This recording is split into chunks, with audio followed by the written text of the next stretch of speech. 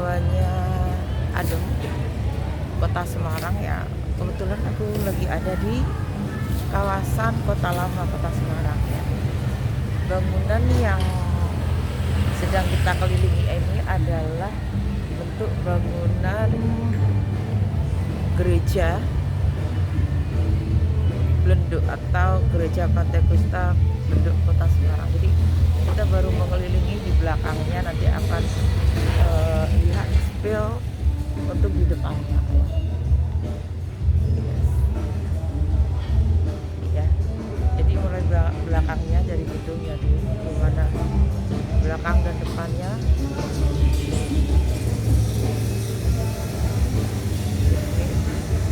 Ini adalah bentuk bangunan dari gereja Blenduk ya. Bisa terlihat ya guys. Kita lihat juga ya. Ini tadi kita lewati sekelilingnya. Ini di sampingnya ya, belum ke depan. Kita baru baru melihat area sampingnya, belum di area depannya ya. Nanti kita akan sebut area depannya seperti apa gereja Blenduk ya. Bagi kalian yang dari luar kota yang pengen datang ke kawasan Kota Lama, di sini parkirnya jauh, agak jauh ya. Jadi di tempat-tempat kantung-kantung parkir yang telah disediakan, tapi tidak boleh parkir di sekitar kawasan ini. Jadi ini adalah area clear untuk pejalan kaki ya. Jadi lalu lintas hanya satu arah untuk ke sana ya, dan tidak boleh berhenti di sini ya. Gereja Blenduk ini adalah gereja Protestan di Indonesia bagian barat ya. Di sini ada keterangannya ya, gereja Protestan Indonesia di bagian barat atau GPIB ya. Ya, jemaatnya Immanuel. Ini ada gereja Immanuel Semarang ya. Alamatnya di Jalan Lejen Suprapto nomor 32. Jam ibadahnya hari Minggu pukul 9 ibadah pertama dan pukul 17 ibadah kedua ya. Ibadahnya pelayanan anak atau pastor atau terina atau apa ya. Ya, kita lihat skill untuk bangunannya. Nah, gereja Blenduk, kenapa dia bentuknya atau namanya dinamakan Blenduk ya, karena bentuk atapnya itu menyerupai kubah ya. Kubah itu Blenduk, jadi bukan segitiga, bukan persegi, tapi memang atap setengah lingkaran ya. Nanti kita spill bentuknya seperti apa sih di gereja Blenduk ini. Memang harus agak jauh, karena kalau dekat di sini kita tidak bisa melihat secara langsung bentuknya kan. Bisa terlihat nggak guys atapnya? Nah di belakang itu, nah itu atapnya itu gereja Blenduk. Nah ini, jadi ini area sampingnya ya, samping kirinya tadi, samping kanannya di area Blenduk ya, area gereja ya. Jadi di area ini termasuk luas guys ya. Ini arsitekturnya Belanda kolonial dan Portugis ya. Nih. Jadi bentuknya agak unik dari bangunan-bangunan di sekitarnya ya. Dan memang bergaya kolonial banget gitu ya. Ya. Oke, jadi ini masih dipakai atau digunakan untuk ibadah, terutama masyarakat Protestan yang melaksanakan ibadah ya. Jadi ini malah dilindungi langsung dari Kementerian Kebudayaan. Kita akan lihat ya, itu langsung guys, ini dari Kementerian Kebudayaan wilayah 10 nah. Jadi ini termasuk ini ya, cagar budaya situs gereja Blenduk ya. GPIB Immanuel dilindungi Undang-Undang RI nomor 11 tahun 2010 tentang cagar budaya. Ini jadi kementerian langsung, guys. Ini ya, saat ini posisiku ada di samping ya halaman gereja Blendu. Nanti kita akan cerita tentang sejarahnya gereja Blendu dan digunakan untuk apa saja, dibangun tahun berapa, dan arsitekturnya, budaya antara Belanda dan Portugis ternyata. Oke, sambil menikmati gereja Blendu, dilihat dari lumayan jauh ya guys ya. Jadi gereja Blendu ini emang dikenal sebagai gereja yang terbesar di masanya pada saat itu di daerah sini. Ya. Kita spill. Aku akan jelasin ya. Bahwa gereja Blendu ini termasuk salah satu landmark ya di Semarang, Jawa Tengah, dan punya sejarah khusus ya. Yang dikenal sebagai gereja GPIB Immanuel adalah sebuah gereja Protestan yang terletak di Jalan Lejen Suprapto. Gereja ini dibangun pada tahun 1753 oleh H. Maclean, seorang arsitek Belanda dengan gaya arsitektur barok dan neoklasik. Dari sejarahnya itu kita bisa tahu bahwa arsitektur meskipun dari Belanda itu ada yang Art Deco, ada yang Baron, ada yang neoklasik gitu ya. Gereja ini dibentuk dengan kubah yang berbentuk Blendu ya. Ini karena Blendu itu melengkung ya, jadi bukan tegak lurus kalau Blendu gitu ya, sehingga dikenal sebagai Blendu ya.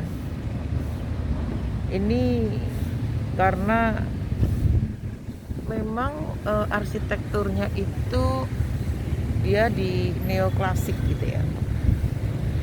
Ya. Jadi lebih ke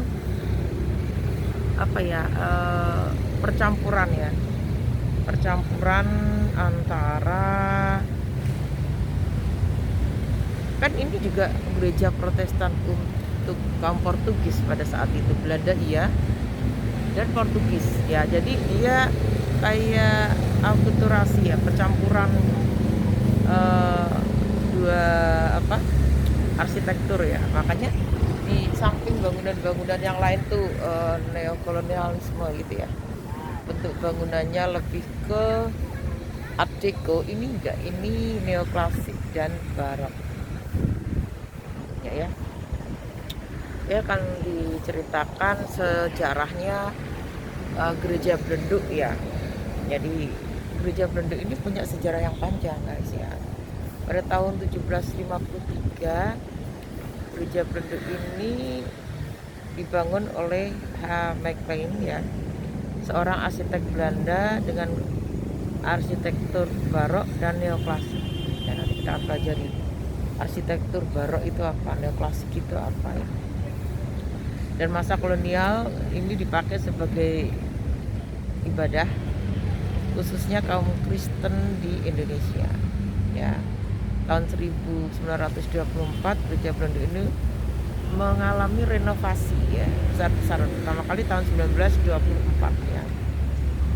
Kemudian tahun 1945 digunakan sebagai markas besar tentara Jepang waktu 45 ya, perang Indonesia ya. Terus kemudian tahun 50 dikembalikan kepada komunitas Kristen ya. Jadi tahun 50 dikembalikan ke orang Kristen untuk ibadah gitu ya, untuk tempat beribadah. Kemudian tahun 73 ya ditetapkan sebagai cagar budaya oleh pemerintah Indonesia tahun 73. Dan makanya sampai sekarang sebagai cagar budaya dan masih digunakan sebagai tempat ibadah. Bahkan tadi di situ disebutkan bahwa dilindungi oleh Undang-Undang RI, undang-undang guys, tahun Undang-Undang nomor 11 tahun 2010 tentang cagar budaya. Ya. Jadi gereja ini memang punya sejarah khusus ya, sejarah panjang buat kita ya. Jadi tadi disebutkan ada arsitek klasik, neoklasik dan barok ya. Jadi dia mempunyai ciri-ciri yang khas guys ya. Antara lain neoklasik itu menggunakan elemen-elemen klasik seperti kolom, pediment dan arch ya. Memang banyak kolom-kolom di situ, di depan itu kolom-kolom semua ya. Ornamennya sederhana tapi elegan, menggunakan bahan-bahan seperti marmer, kayu dan sebagainya. Jadi di dalam itu memang ada kaca-kaca yang cantik guys. Ini pas tidak dibuka ya, kalau dibuka itu cantik sekali ya. Jadi bentuk bangunannya pakai kolom-kolom. Kenapa nah ini? Yang di depan itu bentuk bangunannya semuanya pakai kolom-kolom. Dinamakan neoklasik. Bangunan Belanda semuanya enggak ya. Kita lihat bangunannya tidak ada kolom-kolom panjangnya. Kalau ini ada kolom-kolomnya ya. Kemudian kenapa dinamakan barok ya, maksudnya arsitekturnya barok itu ternyata dia lebih menggunakan elemen-elemen yang lebih dramatis dan dekoratif. Itu dramatis dan dekoratif itu di kaca-kacanya guys. Kalau di depan itu sederhana sekali ya, kita lihat tidak ada apapun, warnanya putih gitu aja.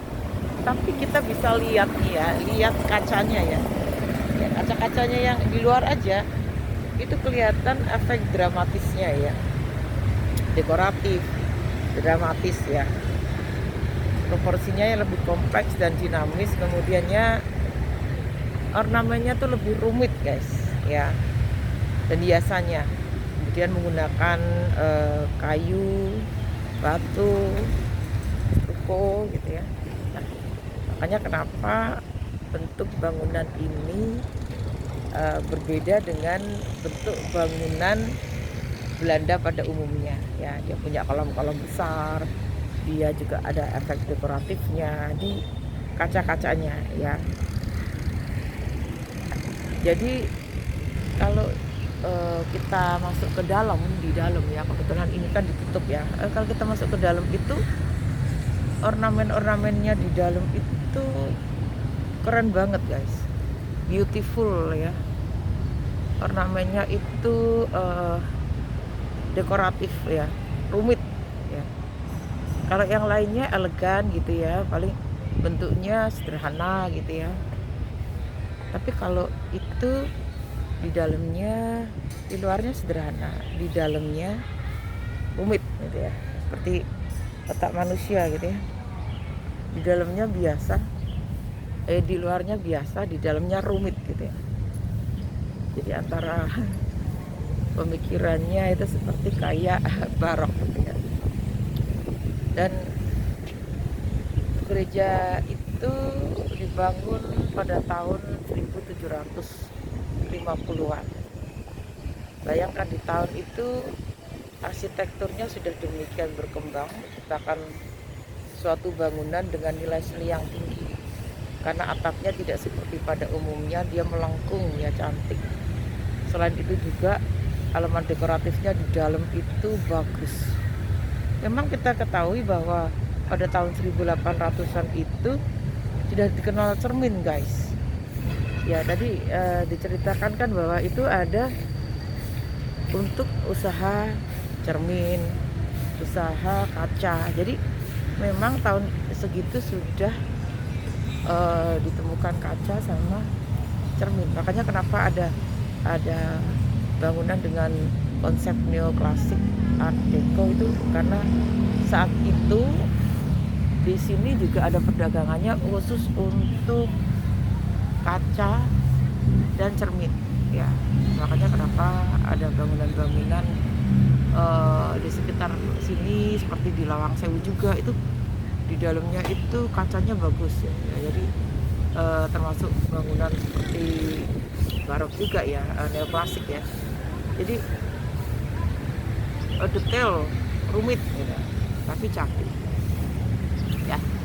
Oke, dari Kota Lama Bu Aning melaporkan. Terima kasih untuk perhatiannya. Sampai jumpa dan jaga selalu sehat. Dadah. Thanks a lot.